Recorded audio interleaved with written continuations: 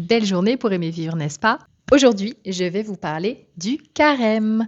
Alors, pour commencer, qu'est-ce que le carême? Le carême, c'est un temps de préparation de 40 jours à la fête de Pâques, la célébration la plus importante de nous autres chrétiens, car nous célébrons la résurrection du Seigneur Jésus-Christ. Mais pourquoi 40 jours? Ces 40 jours sont symboliques pour deux raisons. La première, c'est qu'elle représente les 40 jours que Jésus a passés dans le désert à résister aux tentations du diable. Et la seconde, c'est parce qu'elle symbolise aussi les 40 années passées par le peuple hébreu dans le désert en route vers la terre promise. Maintenant que nous avons défini ce qu'est le carême, nous allons parler de sa mise en pratique. Les trois piliers du carême sont l'aumône, le jeûne et la prière.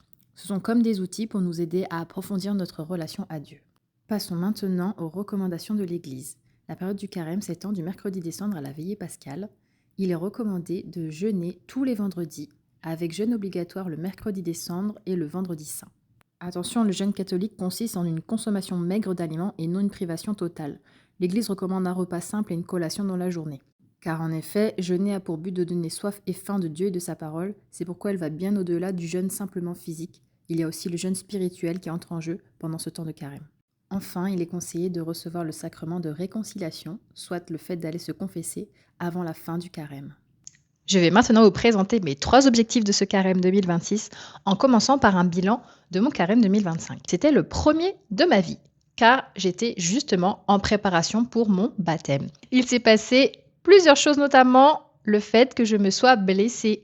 Et oui, je me suis fait les croisés, béquilles et tout ça, attelle, qui m'a immobilisée pendant un certain temps. Et j'ai même été baptisée avec ma merveilleuse attelle, n'est-ce pas? Je vous mettrai une photo pour vous illustrer tout ça.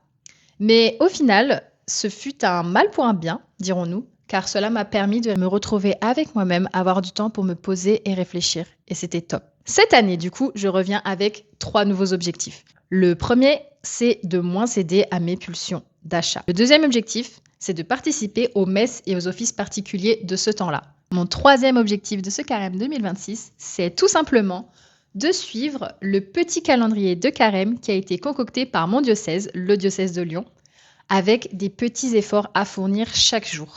Et cette année, j'ai décidé de documenter mon petit chemin de carême. Je vais poster sur YouTube un vlog par semaine de carême pour un peu filmer mon quotidien, mes échecs, mes difficultés, mes réussites, mes combats, etc. Pouvoir motiver mes frères et sœurs en Christ à tenir leurs objectifs, se sanctifier pour aller toujours plus haut vers le Seigneur.